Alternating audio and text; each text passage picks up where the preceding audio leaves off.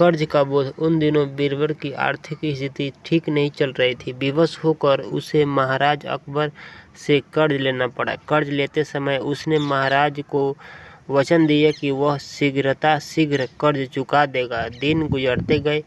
बीरबल की आर्थिक स्थिति कुछ बेहतर अवश्य हुई, किंतु इतनी नहीं कि वह महाराज का कर्ज उतार सके। वह कर्ज को लेकर परेशान रहने लगा। उस परेशानी को दो हल थे। एक कि वह किसी तरह महाराज का कर्ज उतार दे, दो किसी तरह उसे कर्ज से मुक्ति मिल जाए। दूसरा हल उससे ज़्यादा उचित प्रतीत हो रहा था, लेकिन वह महाराज से कहे तो कैसे कहे कि वह उसका कर्ज माफ़ कर दे। बहुत सोच विचार कर उसने एक योजना बनाई और इस योजना में अपनी पत्नी को भी शामिल कर लिया। फिर एक दिन उसने अपनी पत्नी के माध्यम से महाराज को संदेश भिजवाया कि उसका स्वास्थ्य ठीक नहीं है, इसलिए वो कुछ दिन दरबार में उपस्थित नहीं हो पाएगा। संदेश भिजवाने के बाद उसने दरबार जाना बंद कर दिया। कई दिन बीत गए। बीरबल के दरबार न आने पर महाराज को चिंता हुई कि कहीं उसका स्वास्थ्य अधिक खराब तो नहीं हो गया, और उन्होंने बीरबल के स्वास्थ्य की जानकारी लेने उसके घर जाने का निर्णय लिया। एक शाम महाराज बीरबल के घर पहुंच गए। पत्नी ने जब महाराज को देखा तो बीरबल को इशारा कर दिया। वह बिस्तर पर जाकर कंबल ओढ़कर लेट गए। महाराज बीरबल के पास गए और उसका हाल चाल पूछने लगे। बीरबल तो कुछ न बोला, लेकिन पत्नी बोली, महाराज जब से आपसे कर्ज लिया है तब से परेशान रहते हैं। आपका कर्ज चुकाना तो चाहते हैं, लेकिन चुका नहीं पा रहे हैं। कर्ज के बोझ की चिंता उन्हें अंदर ही अंदर खाए जा रही है। इस कारण वे बीमार पड़ गए। अरे इतनी सी बात है कि इतनी चिंता करने की क्या आवश्यकता थी? बीरबल, चलो मैं तुम्हें कर्ज के बोझ से मुक्त करता हूँ।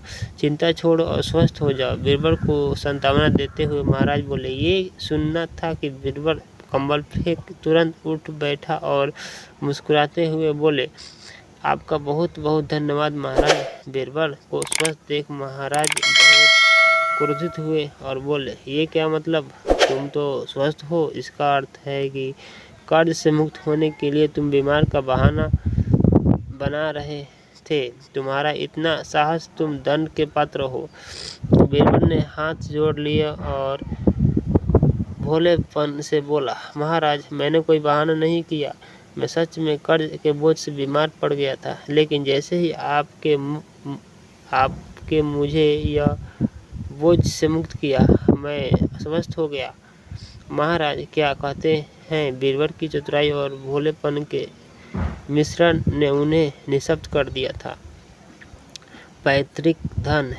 एक बार की बात है, अकबर के दरबार में एक व्यक्ति आया। उस व्यक्ति के हाथ में एक लोहे का बक्सा था जिसमें ताला लगा हुआ था।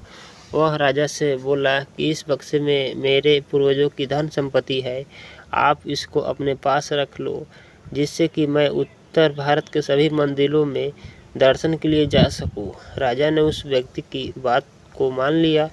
इसके बाद वह व्यक्ति वहां से चला गया। राजा ने अपने सैनिकों से कहा कि इस बक्से को रोज राज खजाने में रख दो। इस पर एक मंत्री बोला कि महाराज, राज खजाने में तो केवल शाही खजाना ही होना चाहिए, आप इसको अपने प्रिय सलाहकार बीरबल को दे दीजिए। राजा ने मंत्री की बात को मानकर बक्से को बीरबल को रखने के लिए दे दिया। जब तक वह व्यक्ति लौटकर नहीं आता, बीरबल ने बक्सा ले जाकर अपने घर में रख दिया। 6 महीने बाद वह व्यक्ति लौट आया और राजा से अपना बक्सा मांगने लगा।